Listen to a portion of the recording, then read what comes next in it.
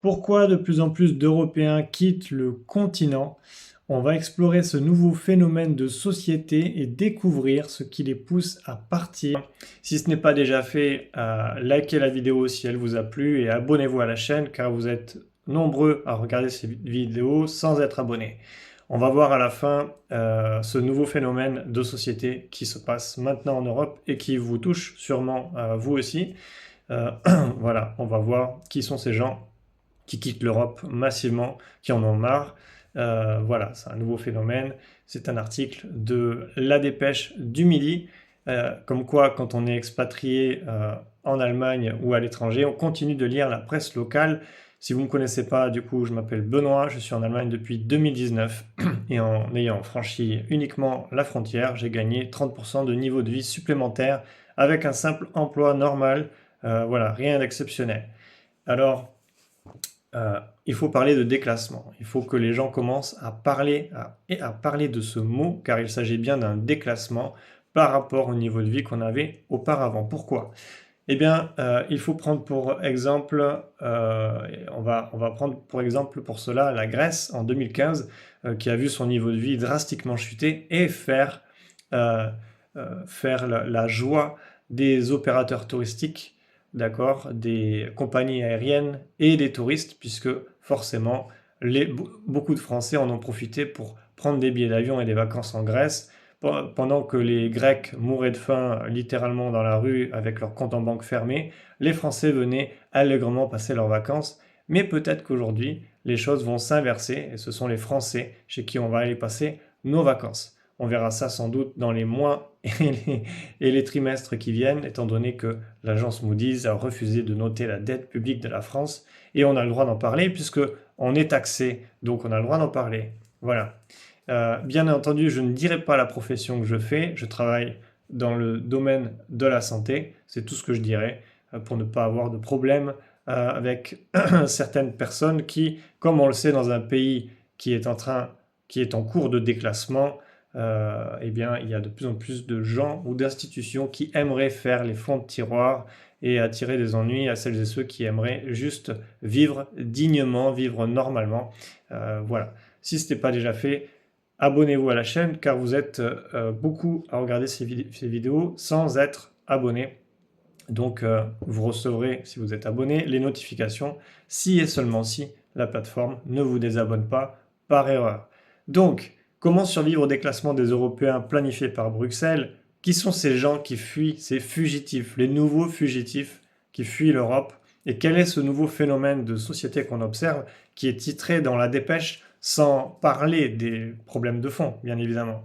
Ce qu'il y a de bien avec la presse, c'est qu'en fait, on a une vision des symptômes de ce qui se passe au niveau social, politique et économique. Et après, donc, c'est à nous de réfléchir, si on est allé à l'école, si on a appris à lire et à écrire pour pouvoir conceptualiser une pensée critique, celles et ceux qui ne savent toujours pas lire et écrire et qui ont pourtant le baccalauréat sont invités à acheter, bien entendu, les livres requis d'orthographe, de grammaire, pour mieux comprendre le monde et pouvoir élaborer une pensée critique au lieu de gober tout ce qu'on leur raconte. Donc, on va rentrer tout de suite dans le vif du sujet. On a parlé de buffet à volonté, asiatique, italien, il y a même végétarien. Pourquoi la formule séduit toujours autant de Français? Eh bien, il n'y a même pas besoin de lire l'article. Un buffet à volonté, la réponse est dans le nom. C'est qu'il y a de plus en plus de gens qui sont déclassés et qui ont moins les moyens de faire leurs courses ou d'aller dans des restaurants. Donc, quoi de plus simple que de se dire on va payer 20 ou 25 euros et on va passer toute la matinée à s'empiffrer parce qu'en fait, on n'a pas les moyens d'aller ailleurs. Et pour les enfants, c'est pareil. C'est plus intéressant de les amener à un buffet à volonté plutôt que d'aller au restaurant. Voilà. Et je crois que j'ai cru entendre que de plus en plus de restaurants n'étaient même plus notés par le guide Michelin tellement ça devenait catastrophique. Mais par contre, les ventes de micro-ondes chinois explosent. Y aurait-il une corrélation entre les deux? Je vous laisse à vos réflexions. Donc voilà, donc on en est rendu là. Pays de la cuisine, on en est à manger à des buffets à volonté. Alors les buffets à volonté, la plupart, hein, c'est du surgelé. Il n'y a rien de bon là-dedans. leurs astuces pour vous bourrer l'estomac et vous empêcher de manger plus que de raison, c'est de rajouter du sucre ou de la panure qui vous font une satiété très rapide. Voilà. Et quand vous essayez, quand bien même, de vous passer de ces choses-là, eh bien, c'est rarement très bon. Mais voilà, c'est un phénomène qui séduit car c'est avant tout, comme l'explique, alors je sais pas, le président d'une institution, il dit c'est la liberté, c'est avant tout la liberté. Évidemment, la liberté, c'est sûr. Alors on a un sociologue de l'alimentation. On ne savait même pas qu'on paye des sociologues dans l'alimentation. Voilà, c'est une découverte. À supposer que la sociologie soit un métier utile pour la société, ça reste encore à démontrer. Donc, un sociologue qui dit que pour le buffet est aussi un espace de transgression, parce qu'ils vont nous faire, en fait, la sociologie sert à ça, raconter des histoires sur des faits de société qui se passent, que tout le monde comprend, dont on n'a pas besoin d'un expert, mais on a créé des experts pour nous raconter qu'est-ce qu'on vit réellement, parce qu'on serait visiblement suffisamment stupide pour ne pas comprendre ce qu'on vit dans notre quotidien. Donc ce sociologue décrypte. Dans une société saturée d'injonctions nutritionnelles, où l'on doit sans cesse se surveiller, le buffet incarne une parenthèse presque festive. On met de côté les contraintes, on fait ce que l'on veut, et on ne se sent pas jugé. Ah oui. Il y a d'autres chaînes de restauration avec un M jaune, hein, où les gens viennent comme ils veulent aussi. Bon, on se sent pas jugé de manger de la merde. Passez-moi l'expression. Cette vidéo est à visée éducative. Voilà, je dis ça pour l'algorithme. Des fois que l'algorithme ne comprenne pas bien le second degré. Il faut rappeler que les gros mots font partie du dictionnaire et qu'il faut défendre la liberté d'expression et arrêter d'avoir un langage policé, car il arrivera un jour où les gens n'auront plus de pensée critique à cause de cela, à cause de la surconsommation de contenu en ligne policé par des algorithmes. Donc, il faut défendre la liberté d'expression, donc dites des gros mots et entraînez-vous à les dire. Achetez un dictionnaire si vous ne connaissez pas les gros mots. Les gros mots sont très importants et permettent d'exprimer des émotions, des frustrations. Voilà, bien entendu, il ne faut pas manquer de respect aux autres. Je ferme la parenthèse. Donc voilà, les buffets asiatiques, roi incontesté du modèle. Évidemment, ça fait 20 ans qu'on achète des trucs asiatiques, donc c'est normal qu'on commence à se mettre à manger asiatique, alors que la France, depuis toujours, est le pays de la gastronomie. Enfin, était jusqu'à récemment. Alors peut-être que dans un futur proche, le FMI viendra nous donner des tickets de rationnement et on aura la chance de faire la queue dans des endroits où on nous donnera à manger gratuitement, car peut-être que le pays n'aura plus d'argent pour payer des buffets à volonté pour passer un moment festif en famille. Donc voilà. Donc aujourd'hui, en fait, les Européens, des nouvelles personnes quittent l'Europe. Et même, il y a même des personnes qui vont dans des pays sous-développés tellement ils en ont marre. Hein. Ils en ont vraiment marre. Alors voilà, le déclassement social, il est réel. Hein. C'est pas une vue de l'esprit. Voilà. Donc premièrement, ce déclassement est réel. D'accord ? Quand vous franchissez la frontière, vous allez dans le pays d'à côté, vous gagnez plus 30% de niveau de vie. Ça veut dire que votre pays d'origine, il y a un déclassement économique et social. Et on n'a pas besoin d'un sociologue pour nous expliquer ce qui se passe. Il suffit d'aller faire ses courses et de lire sa fiche de paye pour comprendre qu'il y a un problème. Surtout quand sur la fiche de paye, vous payez la dette sociale généralisée et que une fois par an, on vous demande de travailler pour financer les retraites. Un jour et un autre jour, on vous demande de travailler gratuitement juste pour financer le modèle social. Donc, on se demande où sont passés les partis politiques, puisque tout ceci ressemble juste à du communisme. Sinon, il faut vraiment nous prouver le contraire, parce que quand on taxe des entreprises à plus de 65%, enfin les gens à plus de 65%, et quand on taxe les grandes fortunes à 80 ou 90%, enfin, celles qui sont restées sur le territoire, qui n'ont pas beaucoup de moyens de partir, il faut nous expliquer si ça ne ressemble pas à du communisme. Voilà. Euh, donc le déclassement, il est réel. La précarité des gens, et c'est quelque chose de réel. Mais pourquoi, pour quelle raison il y a cette politique à Bruxelles dans toute l'Europe? Quelle est la raison? La raison, elle est très simple. C'est qu'en face de nous, on a des Américains. Bon, eux, ils ont choisi d'aller sur Mars. Donc, de toute évidence, si un jour on veut y aller, il faudra leur demander la permission. Sinon, ben, on sera obligé de rester au milieu des poubelles à recycler et à trier, tandis que eux, ils iront sur Mars exploiter les ressources minières et construire le nouveau monde, comme d'habitude. Et d'un autre côté, on a la Chine qui a en fait copié tout ce qu'on savait faire et qui nous vend ces trucs voilà, qui nous vend littéralement tout ce qui est produit, on l'achète depuis là-bas. Donc qu'est-ce qui se passe? En face, on a également des Indiens qui, eux, sont très très bons dans le marché technologique, contrairement aux Français où c'est un peu compliqué. Alors après, il faut mettre un bémol, il faut quand même replacer les choses dans son contexte. C'est-à-dire que la France est quand même très compétitive parce qu'en France, on n'est que 60 millions. D'accord? Les Chinois sont 1,5 milliard, les Chinois sont 1 milliard à peu près, les Indiens sont 1,5 milliard, les Américains sont autour de 400 millions de personnes, nous, on est 60 millions. Donc on est très fort, on est quand même... voilà. L'Allemagne aussi, l'Allemagne 80 millions, 85 millions de population. Il y a quelques années, c'était la quatrième puissance économique mondiale. On est très compétitif. Mais, mais voilà, on est sur le déclin. Et donc, d'où la création d'une Union européenne pour rester compétitif et harmoniser tous les marchés, marché du travail, marché économique. D'accord? Je sais que ce sujet ne va pas intéresser grand monde, mais il faut quand même qu'on parle des sujets, des vraies causes du déclassement social en cours. Et pourquoi? Donc, la création de l'Europe, ça consiste à quoi? Ça consiste à équilibrer toutes les zones économiques des pays. Et donc, typiquement, ça va être de créer une main-d'œuvre bon marché. Alors, les avantages, on va nous dire que c'est multiculturel. Donc, quand vous êtes français, par exemple, je vais prendre l'exemple d'un Espagnol qui cherchait un travail d'infirmier il y a 10 ans, qui n'en trouvait pas car le marché du travail était saturé en Espagne.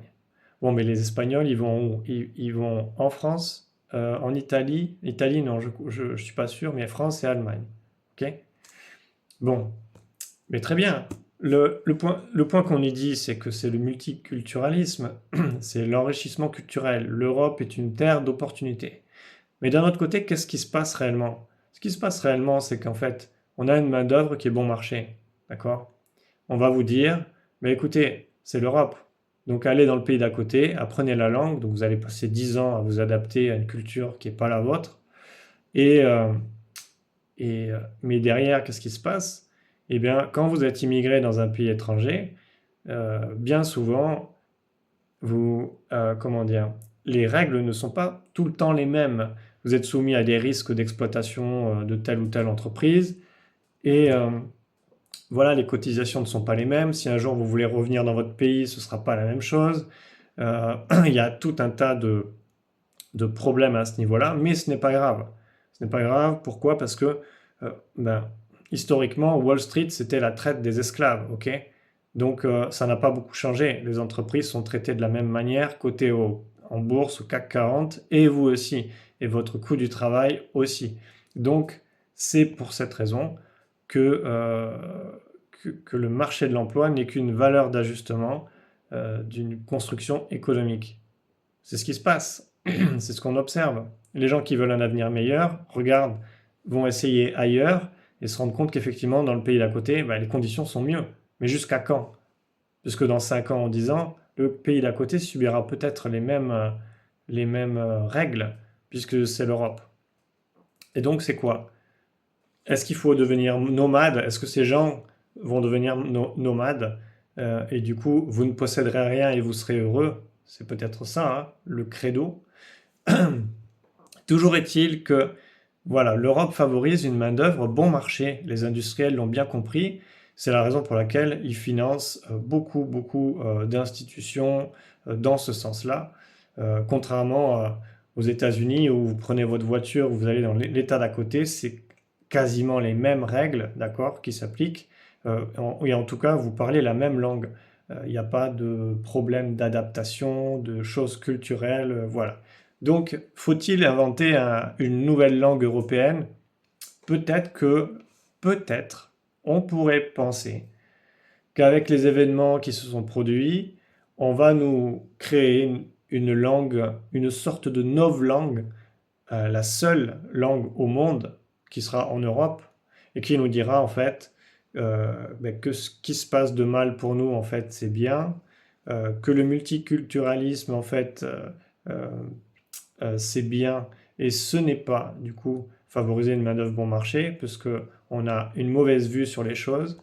Donc voilà, donc le déclassement social il est réel, il faut en parler, c'est quelque chose de réel. Maintenant on va parler des, des, comment dire, des stratégies. Pourquoi, que font les gens qui s'en vont à l'étranger? Qu'est-ce qui fuit en fait? Qu'est-ce qui fuit? Ben, ils fuient ce déclassement. On va voir quelles actions en fait tout le monde peut mettre en œuvre pour lutter contre ça. Bon, la première des actions, vous l'avez compris, c'est de défendre la liberté d'expression. C'est au lieu de continuer de se terrer chez soi et d'avoir peur de s'exprimer parce que des gens mettent des règles qui empêchent les autres, donc ceux qui sont concernés par les règles, de s'exprimer, eh bien, il va falloir prendre à un moment donné le risque de s'exprimer, quitte à perdre des avantages, à supposer que ça soit réellement des avantages. D'accord? Donc, il y a des solutions individuelles à ce niveau-là. Parce que voilà, sinon vous allez manger des buffets à volonté et un sociologue vous expliquera qu'est-ce que vous pensez, quel est ce phénomène social dont vous êtes trop, trop, trop peu éduqué pour pouvoir vous exprimer sur le sujet et vous avez besoin d'un sociologue qui parle à votre place. Donc voilà. Il y a des solutions, évidemment. Certains l'ont compris, donc forcément ça passe par investir et entreprendre, puisqu'il n'y a que ces deux solutions, il n'y en a pas d'autres. Ce n'est pas en allant manifester avec des syndicats que les choses vont changer. Voilà. C'est pas, les syndicats travaillent avec les industriels et les élus politiques, et donc c'est très peu probable que les gens aient une voix dans cette direction. Voilà, donc investir, entreprendre, s'informer, défendre les libertés individuelles, la liberté d'expression, et reprendre le contrôle de sa vie. Voilà, aujourd'hui vous avez Internet, vous devez vous éduquer là-dessus, vous devez comprendre qu'est-ce qu'Internet, qu'est-ce qu'un code, qu'est-ce qu'un algorithme pour en profiter, que vous viviez en Europe ou que vous vous expatriez hors d'Europe, c'est la même chose. Et donc, ça prend du temps. Ce pas des choses qui se font très rapidement. Donc voilà. Donc, les gens vont-ils...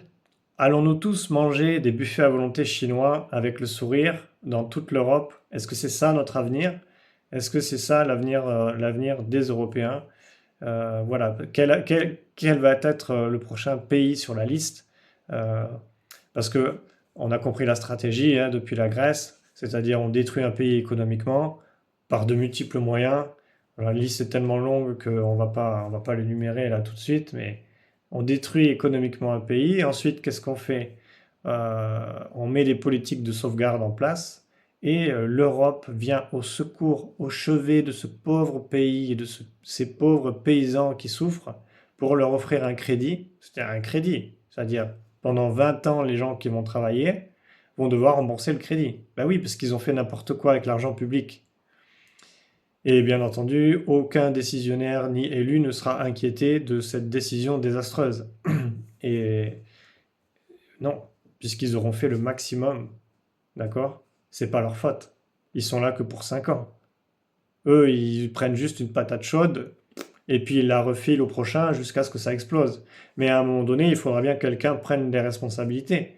Parce que voilà, sinon quoi, on va finir par parler chinois ou indien. C'est ça qui va se passer. On sera juste une main-d'œuvre bon marché pour des entreprises étrangères, et puis on restera confiné chez nous à faire du télétravail. Si ce truc-là est quelque chose d'enviable, alors oui, tous celles et ceux qui fuient l'Europe ont raison de le faire, puisqu'il n'y a aucune raison de rester dans un endroit où en fait on a très peu de liberté, je parle économique. Donc voilà, on nous expliquera que il y a des sociologues qui seront autorisés à s'exprimer sur le sujet, et que le citoyen lambda est tellement ignorant qu'il sera traité d'extrémiste ou de je ne sais pas quel autre adjectif. Mais voilà, on a bien compris que s'informer et parler librement, ça dérange, ça pose des problèmes, ça ne plaît pas aux publicitaires forcément. Voilà, puisqu'il faut vendre aujourd'hui tout un tas de choses à des gens qui n'en ont pas besoin, dont euh, je vais pas rentrer dans le détail parce que sinon on risquera d'avoir des ennuis et ce n'est pas le but. Mais voilà, aujourd'hui, euh, l'Europe planifie le déclassement de certains pays dans le but de créer une main-d'œuvre bon marché. Concrètement, ça se passe comment? Parce qu'on va me dire, tu fais des suppositions, tu n'avances aucun exemple, aucun argument. C'est très simple. On va prendre un exemple dans la santé. C'est un sujet, c'est un très bel exemple, la santé. Comme je vous ai dit, vous avez des professionnels de santé qui sont diplômés en Espagne, qui ne trouvent pas de travail. Donc ils vont en France, ils vont en Allemagne, ils vont dans des services qu'ils n'ont pas choisis, d'accord, alors qu'ils ont des super compétences. Donc voilà, donc l'Espagne envoie ses travailleurs, par exemple, en France. La France envoie ses travailleurs en Allemagne. En Allemagne, on fait venir des travailleurs d'Europe de l'Est. On mélange tout le monde. Qu'est-ce qui se passe quand vous êtes immigré dans un pays? Ben, on peut déréguler un peu plus facilement le marché du travail puisque ben, vous êtes étranger au pays. D'accord? Vous n'y êtes pas né et vous n'allez pas forcément comprendre comment était le pays il y a 15 ou 20 ans auparavant. Et quand vous êtes, donc vous n'allez pas forcément vous rendre compte que progressivement on dérégule le marché du travail, d'accord? Et puis on vous dira que c'est euh, à cause d'une crise économique, voilà. Donc qu'est-ce qui se passe? Ben, on va finir par payer de moins en moins cher cette main-d'œuvre puisqu'elle est étrangère et qu'elle défend un peu moins euh, les, les acquis qu'il y avait avant. Donc on va pouvoir en fait payer un peu moins cher, rallonger la durée du travail, déréguler la réglementation, et au final on se retrouve avec une uniformisation, euh, une, euh, une main-d'œuvre bon marché, très flexible, qui va parler plusieurs langues, d'accord? Qui va trier ses déchets, bien entendu, qui va faire beaucoup de choses comme ça. Voilà. Et qui sera, bien entendu, ostracisée si elle ne suit pas les injonctions de ces règles dans toute la zone. Ça pose quand même des problèmes au niveau des libertés individuelles. Voilà. On se demande qu'est-ce qu'on aura le droit de faire dans les années à venir, euh, en dehors du fait d'aller travailler et d'être taxé pour ça. Donc voilà, donc petite vidéo réaction. Voilà, donc si vous aimez les buffets à volonté asiatiques, italiens ou végétariens, dites-le dans les commentaires, ça m'intéresse. Voilà. Est-ce que c'est une formule qui vous séduit si vous êtes français? Est-ce que c'est vrai? Voilà, dites-moi ce que vous en pensez. En tout cas, toujours est-il que la vérité, la vraie vérité, c'est que de plus en plus de gens s'en vont, de plus en plus de gens en ont marre, et que face à cela, forcément, les personnes en charge des affaires publiques réfléchissent avec ardeur de taxer les gens sur leur nationalité, parce que ce n'est pas normal que ces gens-là leur échappent, étant donné que leur rente provient directement de la production de ces gens-là. Donc voilà, c'était une vidéo un peu coup de poing. Certains vont dire que c'est une vidéo négative. J'espère que le fond blanc vous a plu. Je fais beaucoup d'efforts pour les effets spéciaux et le design dans ces vidéos, comme vous pouvez le voir. Si cette vidéo vous a plu, ben, likez la vidéo. C'est toujours un feedback pour moi. Abonnez-vous à la chaîne si vous aimez ce contenu.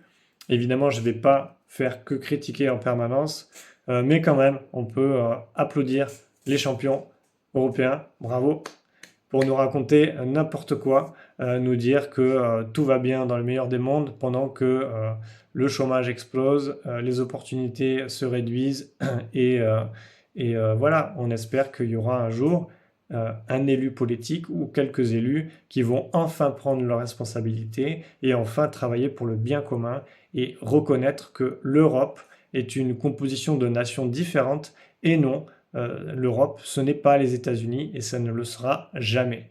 Voilà. Donc, je vous souhaite une bonne journée et je vous dis à très bientôt.